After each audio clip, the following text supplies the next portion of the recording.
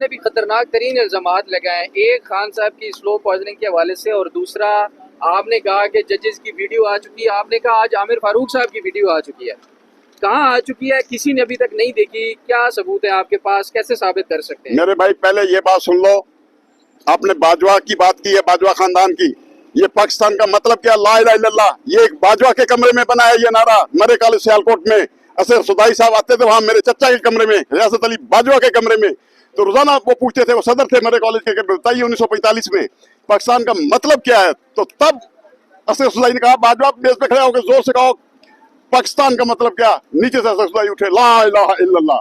अब बाजवा की बात सुनो। मेरा कबीला जो बाजवा है, हम मैं चिविंडा के बाजवा, 600 टैंक आए थे इंडिया के 600 टैंक। यहाँ 4 फौजी और एक मेरे खानदान का जवान जाता था पंप बांध के सीने पे आपके मुल्क के लिए। मैं शहीदों की औलाद हूँ।